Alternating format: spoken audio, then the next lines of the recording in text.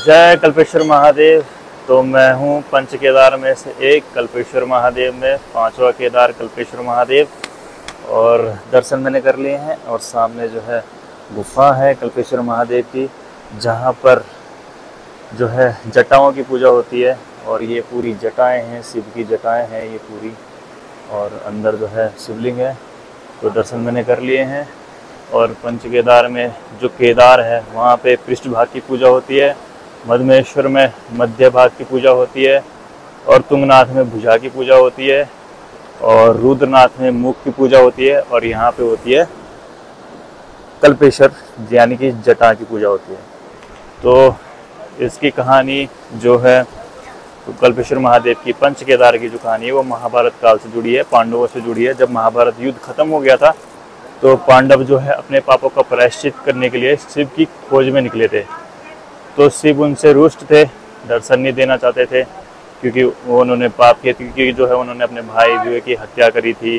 तो इसलिए जो है शिव जी नाराज थे, उनको दर्शन नहीं करना चाहते थे, दर्शन नहीं देना चाहते थे। तो उसके बाद जो है वो हिमालय की ओर निकले पांडव शिव की खोज में। तो जब वो हिमालय क्षेत्र में आए, सबसे पहले पहुँचे वो गुप्त काशी, और गुप्त काशी में जो है भगवान शंकर ने उनको आते हुए देखा। तो वहाँ से जो है शिव शंकर गुप्त हो गए, यानी कि वो चले गए केदार क्षेत्र में ऊपर। तो इसलिए उस जगह का नाम गुप्त काशी है। तो फिर वो केदार क्षेत्र में गए भगवान शंकर। तो फिर उसके बाद पांडव वहाँ पहुँचे, तो भगवान ने वहाँ पे बैल रूप ले लिया। तो सारे बैल थे वहाँ पे, उनके साथ जो है मिक्स हो गए। उसके बाद वहाँ पे चरने लग गए। तो पांडवों को फिर पता नहीं चला कि कौन से भगवान शंकर इनमें से कौन है।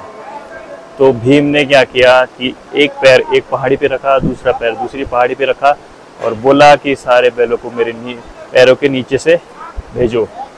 तो जब भगवान सारे बैल तो चले गए, भगवान शंकर ने क्यों जाना था नीचे, क्योंकि वो भगवान शंकर थे। उसके बाद जो है जैसे ही वो उनको पता चल गया कि यही भगवान शंकर है, तो उन्होंने उसके बाद भीम ने उनका पृष्ठभाग वहीं पे पकड़ लिया, पूंछ पकड़ ली, पृष्ठभाग पकड़ लिया, और वो जमीन में धंसने लग गया। तो वहीं पे जो है पृष्ठभाग स्थापित हो गया, और भगवान शंकर जो है प्रकट हो गए। और फिर उसके बाद वहाँ पे पृष्ठभाग, केदारनाथ में पृष्ठभाग बना। फिर उसके बाद मधमेश्वर में जो है मध्य भाग, और तुंगनाथेश्वर में भुजाएं, और रुद्रनाथेश्वर में मुख, नेत्र, और यहाँ पे जटाएं कल्पेश्वर महादेव में। तो उसका भगवान शंकर ने आज्ञा दी कि पंच केदारों की जो है आप यात्रा करो, मेरे पांचों रूप को देखो, साकार करो।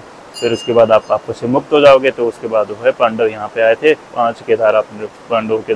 फिर भगवान शंकर ने पंच रूप में भगवान शंकर ने पांडवों को दर्शन दिए थे। ये है कि ये है कल्पेश्वर महादेव। तो हर हर महादेव।